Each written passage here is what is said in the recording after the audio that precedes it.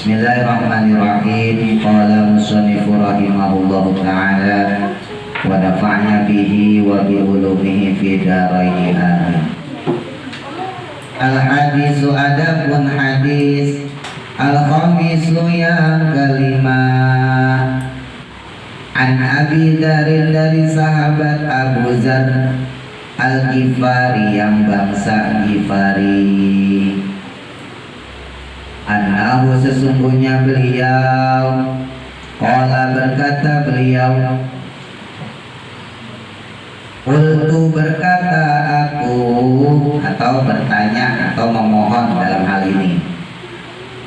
Ya Rasulullah, wahai Rasulullah sallallahu alaihi wasallam. Suatu ketika sahabat Abu Zar Al-Ghifari bertemu dengan Rasulullah. Kemudian beliau berkata, ya Rasulullah, alimni. Ya Rasulullah, wahai Rasulullah, alimni, ajarkanlah aku amalan akan satu amal yaqribani yang bisa mendekatkan aku ilal jannati ke dalam surga wa yubaidni dan menjauhkan aku minan nari dari neraka. Suatu ketika datang sahabat Abu Zar Al-Ghifari kepada Rasul, terus bilang, ya Rasul, ajarin dong saya satu amalan, satu ibadah yang bisa mendekatkan saya, bisa membuat saya masuk ke dalam surga dan bisa membuat saya jauh dari neraka. Qala berkata atau bersabda an-nabiyyu Nabi Muhammad sallallahu alaihi wasallam. Allahumma shalli wa sallim. An-nabiyyu Nabi Muhammad sallallahu alaihi wasallam. Apa tuh amalan yang bisa mendekatkan kita ke surga dan menjauhkan diri kita dari neraka? Idza amilta, jika melakukan kamu, kata Nabi, kalau kamu melakukan sayiatan akan satu keburukan, fatba'ha, maka ikutilah dia hasanatan dengan kebaikan. Kalau kamu pengen masuk surga, jauh dari neraka, yaudah. Kalau kamu melakukan keburukan, kata Nabi, maka iringilah dengan kebaikan. Qultu, maka berkata aku, sahabat Abu Zar Al-Ghifari bilang, aminal hasanati, apakah termasuk dari kebaikan-kebaikan itu qaulul la ilaha illallah, ucapan kalimat la ilaha illallah. Kata sahabat Abu Zar Al-Ghifari, ya Rasul, kan kalau kita melakukan keburukan disuruh ngiringin dengan kebaikan, maksudnya ngikutinnya kemudian kebaikan supaya kagak dicatat buruk gitu loh. Nah, ditanya sama Abu Zar Al-Ghifari, apakah lafaz la ilaha illallah termasuk juga kebaikan? Qala, maka bersabda siapa an-nabiyyu Nabi Muhammad sallallahu alaihi wasallam, na'am, iya. Lafaz la ilaha illallah termasuk dari jenis kebaikan itu. Iya, adapun dia itu ahsanul hasanati, sebaik-baiknya kebaikan. Bahkan lafaz la ilaha illallah itu adalah sebaik-baiknya kebaikan. Jadi kalau kalian melakukan satu keburukan, ya, kalau kita melakukan satu keburukan, misalnya ngomongin orang, maka iringi dengan kebaikan. Habis itu apa? Istighfar, gitu loh. Jadi jangan sampai kita melakukan satu keburukan, terus kemudian keburukan itu dicatat sama malaikat tanpa ada tip X-nya. Tip X-nya apa tuh? Tip X-nya kebaikan. Jadi manusia itu masih ditunggu sama Allah. Malaikat itu masih nunggu manusia sampai 4 jam ketika dia melakukan satu keburukan. Jadi misalnya kalian ngomongin temen nih, oh jangan sama dia mau begini begitu. Nah maka itu malaikat nungguin kita sampai 4 jam. Barangkali dalam 4 jam itu kita istighfar, minta ampun pada Allah. Nah kalau seandainya nggak minta ampun juga, masih ditunggu 12 jam. Barangkali dalam 12 jam kita tobat. Dalam 12 jam kagak istighfar juga, maka masih ditunggu sama Allah 1 hari. Kalau dalam 1 hari kita nggak istighfar juga, nggak minta ampun sama Allah, baru dicatat bahwa kita baru saja ngomongin orang, ditulis. Jadi ketika kita melakukan kebaikan, usahain jangan sampai melakukan keburukan. Tapi kalau kita melakukan keburukan, harus diiringi dengan kebaikan, supaya kagak rugi, supaya kagak bangkrut gitu.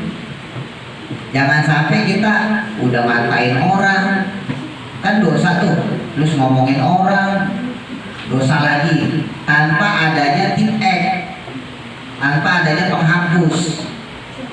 Tip X itu, penghapus itu adalah ucapan kebaikan. Nah, ucapan kebaikan itu ya minimal astagfirullah, istighfar ya, tapi jangan dibiasain terus ngomongin orang kan, dia mau manda jadi ngomongin orang gitu.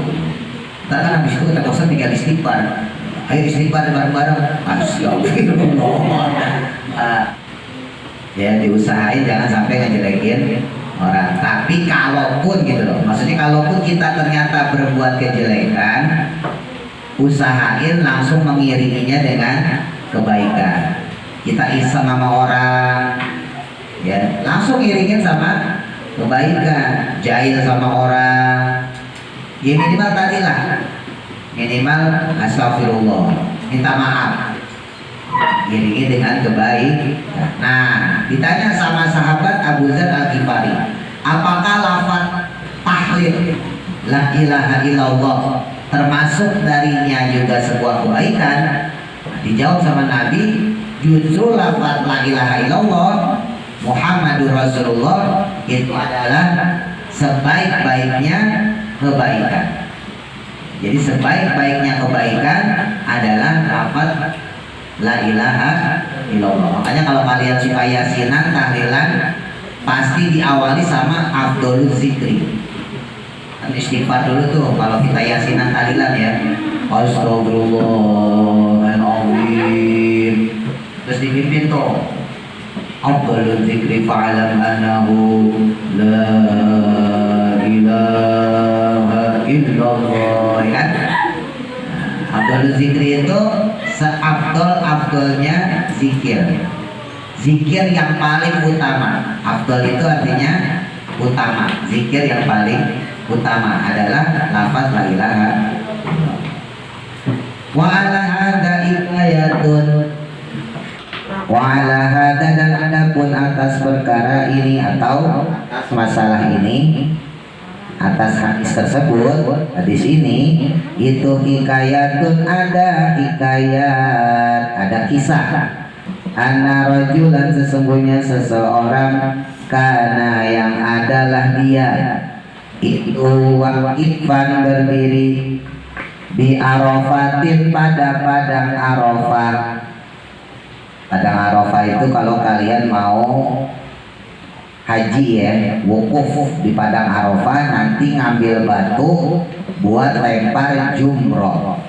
Nah ini pernah ada seseorang, dia berdiri di padang Arafah, wa fi yadihi, dan adapun pada tangannya itu sab'atu ahjarin, ada 7 buah batu. Di tangannya ada 7 buah batu. Ya, dia pegang 7 buah batu ya buat ngelempar jumroh. Faqala, maka berkata dia, Ishadu, bersaksilah kalian. Dia ngomong batu-batu, wahai batu, bersaksilah kalian. Ani kepadaku, atau ani untukku, inda Rabbina, di sisi Tuhan kami, atau di sisi Tuhanku. Wahai batu, nanti kamu jadi saksi ya pas saya nanti disidang sama Allah. Bi'anni, bahwa sesungguhnya aku itu asyhadu, telah bersaksi aku sudah bersaksi an la ilaha, bahwa tidak ada Tuhan illallah, kecuali Allah, wa anna Muhammadan, dan sesungguhnya Nabi Muhammad itu Rasulullah, utusan Allah. Nah, jadi ceritanya nih orang habis pergi haji. Nah, sebelum dia ngelempar jumroh, dia bilang sama batu yang buat dilempar itu, tahu ya lempar jumroh ya? Dulu kan kalian kalau masih TK suka manasik tuh, manasik bohongan, ya kan, muterin Ka'bah-Ka'bahan. Kalau Qori udah Ka'bah beneran tuh. Ustaz dan alhamdulillah Ka'bah beneran. Ya mudah-mudahan ntar kalian juga dapat kesempatan ya, dapat rezeki gede, banyak, udah gede, udah dewasa, nanti bisa umroh, bisa pergi ya. Nah, nanti kalau misalnya haji tuh lempar jumroh, lemparin batu ke satu tembok. Itu simbol perlawanan manusia terhadap iblis. Kalau peristiwa haji itu kan berkaitan sama Nabi Ibrahim ya. Nabi Ibrahim, Nabi Ismail sama istrinya yaitu Siti Hajar ya. Nah, ketika Nabi Ibrahim datang, ketika usia 7 tahun 8 tahun, Nabi Ismail masih kecil, itu Nabi Ibrahim bilang, wahai anakku, aku diperintahkan sama Allah, aku dapat perintah sama Allah an-udzabbihuka, untuk menyembelih kamu. Ya. Kemudian kata Nabi Ismail, ya udah lakukan aja ayah. Jadi Nabi Ibrahim sebelum menyembelih kemudian jadi peristiwa kurban ya. Sekarang kan peristiwanya kurban. Sebelumnya itu Allah memberikan perintah pada Nabi Ibrahim untuk menyembelih anaknya, yaitu Nabi Ismail. Fanzur madza taro, maka coba kamu kasih pendapat kepada saya, apa pendapatnya? Nah, hebatnya Nabi Ismail, ya kan? Kata Nabi Ismail, kalau memang itu perintah Allah ayah, maka lakukanlah, saya ikhlas, saya redho, lakukan sembelih saya. Fa insyaallah engkau mendapatkan saya sebagai bagian daripada orang-orang yang sabar. Bayangin, seorang ayah diperintahkan sama Allah untuk nyembelih anaknya. Ayahnya taat walaupun gak tega, anak sendiri ya kan. Nabi Ismailnya sebagai anak juga taat. Silahkan ayah, saya ikhlas, saya redho. Coba kalau kalian, seandainya kalian yang jadi Nabi Ismail gitu, apa, wahai Adit, wahai Ian, bapak dapat wahyu disuruh nyembelih kamu, gimana pendapat kamu kalau kamu bapak sembelih? Coba kalau kita digituin, hari kita ngomong bapak aja yang udah tua gitu. Bapak aja yang udah tua, bapak yang kita sembelih. Itu hebatnya. Nabi Ibrahim dirayu sama iblis, wahai Ibrahim, itu kan kamu anak udah lama kamu tunggu-tunggu, jangan disembelih, udah gak usah ikutin perintah Allah. Ya, padahal Nabi Ibrahim itu usia 80 tahun loh baru punya anak. Bayangin, usia 80 tahun baru punya anak. Jadi Nabi Ismail itu anak yang ditunggu-tunggu selama 80 tahun, udah nikah kalau punya anak. Bayangin, sama iblis dibisikin, udah jangan disembelih, udah gak usah ikutin perintah Allah. Nabi Ismail juga begitu. Nah, termasuk di dalamnya Siti Hajar, istrinya Nabi Ibrahim. Itu bilangin suami kamu, gak usah ikutin perintah Allah. Masa anak kamu sendiri disembelih? Akhirnya apa kata Nabi Ibrahim, Ismail dan juga Siti Hajar? Ya, mereka kemudian ngambil batu. Nah, ini cikal bakal lempar jumroh. Akhirnya kemudian dilemparin tuh batu sama Nabi Ibrahim, sama Siti Hajar, sama Nabi Ismail. Izhab, pergi kamu, ya lain, wahai makhluk yang dilaknat sama Allah. Jadi dilemparin batu sama Siti Hajar. Nah, batu yang dilemparin tersebut itu jadi peristiwa lempar jumroh. Jadi nanti kalau kalian ke sana itu kalian akan lempar jumroh tuh. Tapi sekarang udah gak ada setannya. Dulu kan ceritanya ada iblis tuh. Ada iblis dilemparin batu. Nah, sekarang udah gak ada. Sekarang udah bentuk dinding tembok aja. Tapi tempat di mana Siti Hajar melempari iblis dengan batu ada di situ. Nah, ini orang berarti udah selesai haji nih. Terus kemudian fanama, maka tidurlah dia. Maka selesai habis ibadah haji dia tidur. Faro'a, maka dia melihat fil manami, di dalam mimpi tidurnya. Lalu kemudian dia bermimpi dalam tidurnya itu. Amayaro, seperti ana melihat siapa an-naimu, orang yang tidur. Nah, di dalam mimpinya itu dia mimpi ka'annal kiamata, seakan-akan sesungguhnya kiamat itu qad qomat, telah berdiri, maksudnya telah terjadi.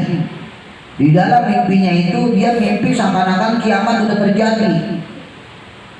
Wa annahu, dan sesungguhnya dia itu awasibu, telah dihisab. Dan dia telah dihisab. Dihisab di sini bukan dihisab, disedot. Bukan, maksudnya dihisab, dihitung. Nah, dia dihitung nih, dihitung amalnya. Baiknya berapa, jahatnya berapa. Fawajabat, di aslinya wajib, tapi maksudnya di sini adalah telah pasti, telah layak. Lahu, bagi dia apa annaru, neraka. Udah ditetapin, kamu kebanyakan dosa, kamu masuk neraka. Fa'akhadathu, maka memegang dia siapa al malaikatu, para malaikat. Falamadabu, maka tatkala pergi mereka, para malaikat, bihi, dengan membawa dia, maksudnya si rajul, ila babin nari, ke pintu neraka. Saat mereka membawa orang tersebut ke depan pintu neraka, faida hajaraka, seketika itu satu batu, mintil kal ahjari, dari berbagai batu-batu. Batu-batu yang dibawa waktu pas lagi pergi haji itu buat lempar jumroh, itu alqa, melemparkan nafsahu, akan dirinya. Tuh batu terlempar dengan sendirinya. Ala babin nari, pada pintu neraka. Kelempar ke pintu neraka. Jadi batu yang kecil berubah jadi batu gede, nutupin pintu neraka, di mana orang ini tadinya harus dibawa ke neraka. Fajtamaat, maka berkumpullah siapa malaikatul azabi, para malaikat azab, para malaikat yang suka nyiksa, ala rofihi, untuk mengangkatnya. Kumpul malaikat azab untuk mengangkat batu yang jadi gede itu di depan pintu neraka. Waduh, ini kalau nutupin pintu neraka, si fulan, si rojul ini kagak bisa dimasukin ke dalam neraka, diangkat sama malaikat. Malaikat gedenya minta ampun, ya kan, sayangnya aja bainal masyriq wal maghrib, sayapnya doang dari timur ke barat. Gedenya semana coba. Falam yutiku, namun tidak mampu mereka mengangkatnya.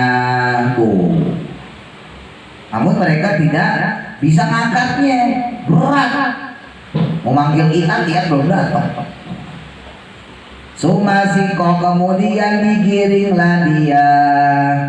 Digiring kemudian orang tersebut ila babin, kepada pintu akhirin yang lain. Faida alaihi, maka tatkala sampai membawanya rajul tadi itu hajarun, ada satu batu lagi. Akhirun yang lain, tiba-tiba pas dibawa ke pintu neraka berikutnya ada batu yang lain. Mintil kal ahjari, dari berbagai batu atau batu-batu asabiati yang 7. Ada lagi tuh batu kedua sekarang nutupin pintu neraka. Neraka soalnya ada 7, jadi pintunya juga ada 7. Falam yakdiru, maka tidak mampu siapa al malaikatu, para malaikat, ala rafihi, untuk mengangkatnya. Malaikat mencoba mengangkat batu tersebut, kagak kuat. Hatta siko, sehingga menggiring kembali bihi, dengan si rajul. Akhirnya dibawa lagi tuh orang tersebut ila sab'ati abwabin nari, sampai semua 7 pintu-pintu neraka. Akhirnya dibawa ke semua pintu-pintu neraka yang ada 7. Wakana, dan adalah itu ala kulli babin, pada setiap pintu hajarun, ada satu batu. Mintil kal ahjari, dari batu-batu tersebut. Sumasiko, kemudian digiringlah orang tersebut ila tahtil arsy, ke bawah arsy. Akhirnya tuh orang diseret ke bawah arsy. Faqalat, maka berkata siapa al malaikatu, para malaikat. Apa ucapan malaikat?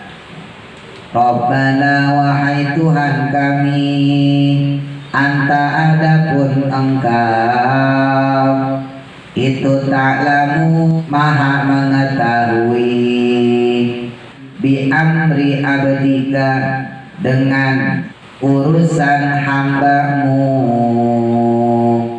Ya Allah, engkau maha mengetahui tentang masalah hambamu ini. Wa inna, sesungguhnya kami itulah tajidu, tidak mendapatkan kami, lahu baginya, sabilan, akan jalan, ilan nari, untuk masuk ke dalam neraka. Ya Allah, ini orang kan waktu dihisab harus dimasukin ke dalam neraka. Lah kok saya, kata para malaikat, nggak mendapatkan jalan untuk memasukkan dia ke dalam neraka. Ini gimana ya Allah nih? Ini orang akhirnya harus diapain? Faqala, maka berkata atau berfirman di sini, siapa ar-Rabbu, Tuhan, ya maksudnya Allah. Tabaraka wa ta'ala, tabaraka yang maha memberikan keberkahan, wa ta'ala, dan maha tinggi. Apa kata Allah? Abdi, wahai hambaku, itu asyhida, telah bersaksi untukmu. Apa? Al-ahjaru, batu-batu. Wahai hambaku, itu batu-batu telah bersaksi padamu. Batu-batu yang dipakai buat lempar jumroh, dipakai buat ibadah, itu mereka bersaksi kepadamu. Falam tadi'u maka tidaklah mereka menyia-nyiakan, dan mereka gak menyia-nyiakan hakoka akan hak kamu, dan mereka tidak menyia-nyiakan hak kamu. Fakaifa maka bagaimana adhi'u ana menyia-nyiakan aku, jadi bagaimana aku sia-siakan hakoka akan hak kamu, wa ana padahal aku, kata Allah, itu syahidun maha bersaksi, bisyahadatika dengan syahadat kamu. Maka dibilangin sama Allah, kalau batu yang 7 aja jadi saksi kamu, masa aku yang maha bersaksi, maha baik, maha mulia, maha memberikan keberkahan, masa saya harus menyia-nyiakan kamu? Qala maka berfirman siapa Allah Ta'ala, Allah Subhanahu wa Ta'ala, udkhuluhu masukkanlah oleh kalian dia itu, wahai para malaikat, masukin ini orang al jannata ke dalam surga. Tuh, masukin ini orang ke dalam surga. Makanya disebutin laisa jaza fil haji, tidak ada balasan di dalam haji, ya, haji yang mabrur, ya, illal jannah, kecuali surga. Orang kalau dalam pergi haji insya Allah masuk dia ke dalam surga, kemungkinan besarnya, ya. Makanya kalau kalian punya duit, kumpulin duit, ya, buat daftar haji. Jangan kayak orang sekarang mah motor aja, mobil, rumah, kontrakan, pergi haji males, kagak mau, padahal punya duit. Kalau nggak punya duit nggak apa-apa, kalau punya duit nggak boleh, wajib. Alama qoroba maka tatkala dia telah mendekat min babil jinani, pada pintu surga. Jinan itu jamak dari jannah, ya. Sama nar, neraka juga begitu. Nar juga bisa dijamakkan jadi niron. Nar satu neraka, kalau niron neraka.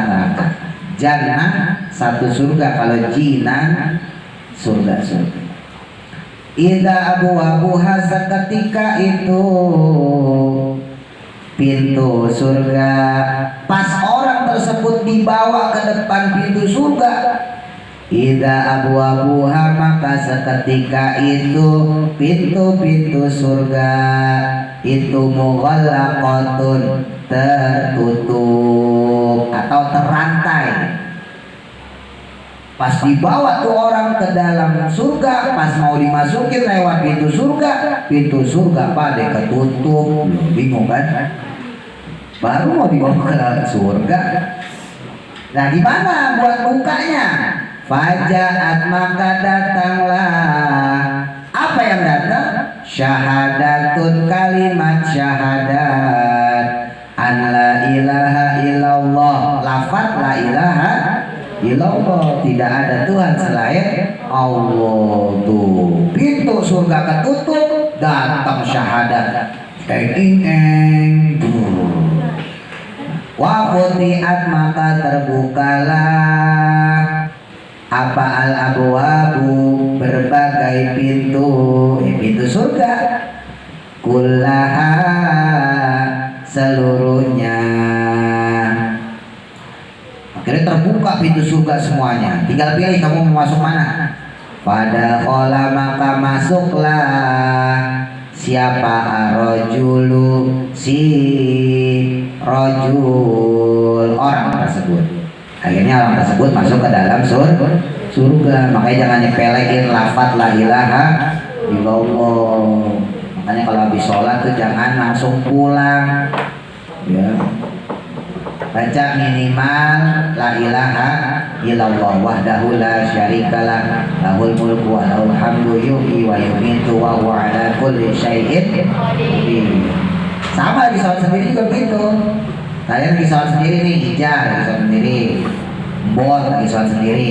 Assalamualaikum warahmatullah. Assalamualaikum warahmatullah. Minimal istighfar astagfirullahaladzim 3 kali. Terus baca la ilaha illallah. Jangan sholat jalan langsung kabur. Nah, jangan langsung pulang kalau lagi habis sholat, ya jangan langsung kabur. Zikir dulu, syukur-syukur baca subhanallah tuh 33, alhamdulillah 33 gitu, supaya menjadi kebaikan di kita. Makanya kalian tuh kalau sholat itu sebetulnya Islam lagi. Kan pas lagi sholat baca syahadat ya? Baca loh. Itu secara gak langsung sebetulnya kita lagi diislamin lagi tuh. Kan wa ala ibadillahis sholihin asyhadu alla ilaha illallah. Itu lagi diislamin lagi. Kenapa? Karena bisa jadi sebelum kita sholat kita kan banyak dosa. Ngomongin orang, ngejelekin orang, kadang-kadang kita nggak percaya sama Allah, ya kan? Misalnya kalian dapat nilai jelek, PR nggak dikerjain, diomelin guru, sama orang tua, sama kakek, sama nenek dimarah-marahin. Terus kalian ngeluh, ya Allah, saya hidup begini amat. Nah, berarti kan kagak seneng sama Allah, berarti kagak rela, kagak redo, kagak ikhlas menjalani kehidupan yang sudah ditakdirkan Allah. Itu dosa loh, dosa gede itu. Dosa kecil apa dosa gede? Dosa gede. Nah itu sebetulnya kalau bahasa sakleknya, kalau orang bilang, kalau mau ekstrimnya, itu sebetulnya yang kayak gitu murtad. Kenapa? Karena sudah tidak terima dengan apa yang Allah tetapkan, dengan apa yang Allah takdirkan. Kalau kita nggak terima sama yang Allah tetapkan, kita nggak terima sama takdir Allah, ya, sama ketetapan qada Allah, itu sama aja kita nggak terima sama Allah. Begitu emang. Ini ada orang katakan misalnya si A punya anak si B, bapak-bapak si A punya anak B, anaknya si B ini meninggal. Terus si A, bapaknya ini bilang, dia ngomong, ya Allah, saya salah apa, dosa apa saya? Kenapa anak saya dicabut nyawanya? Kan banyak tuh orang kalau meninggal digituin. Itu dosa, kayak gitu. Kenapa dosa? Karena kagak nerima takdir. Padahal itu orang punya anak itu yang nyiptain Allah, suka-suka Allah. Mau dicabut udah gede kan, mau dicabut dari kecil kan, kan enggak. Tuh hati-hati itu. Ya jangan sampai kita, ya nauzubillah, melakukan hal kayak gitu. Atau kalau kita punya saudara, punya teman sampai ngomong kayak gitu, bilangnya nggak boleh ngomongin, ya Allah saya salah apa, dosa saya apa, kenapa saya diuji begini. Nah itu nggak boleh. Kenapa nggak boleh? Karena berarti seakan-akan dia merasa dirinya lebih hebat dari Allah. Padahal Allah yang berhak memberikan kita kebaikan atau keburukan. Allah yang berhak memberikan kita nikmat atau juga azab. Jadi semuanya itu berpulang kepada Allah. Wahukia, dan dihikayatkan siapa? Al-imamu, imam az-zahidu, yang zuhud. Zuhud meninggalkan kemewahan. Sayyidi, yang menjadi pimpinan kita, sayyid kita, sayyid itu pimpinan. Al-mufti, imam yang suka berfatwa. Rahmatallahu alaih, semoga Allah merahmatinya. Rahmatallahu, semoga memberi rahmat Allah alaihi padanya. Min abihi, dari bapaknya. Al-mufti, yang juga seorang mufti. Mufti itu orang yang ahli fatwa. Kalau di Indonesia tuh MUI lah. Qala, berkata beliau, inna Musa, sesungguhnya Nabi Musa itu naja bermunajat Rabbahu, kepada Tuhannya. Nabi Musa dulu pernah bermunajat kepada Allah, diskusi, curhat. Faqala, maka berkata Nabi Musa, ya Rabbi, wahai Tuhanku, khalaqta, telah menciptakan engkau. Ya Allah, ya Tuhanku, engkau telah menciptakan khalqan, akan makhluk. Engkau telah menciptakan makhluk, ya Allah. Wa rabiyatahum, dan memberi atau memelihara engkau akan mereka, dan engkau pelihara mereka, ya Allah, dari kecil sampai gede, sampai tua, sampai kemudian meninggal lagi. Binikmatika, dengan nikmatmu, dengan nikmat dari engkau, ya Allah. Dikasih duit sama Allah, dikasih rezeki, ya, dikasih kolak, dikasih gorengan, dikasih nasi, ya, kasih padang.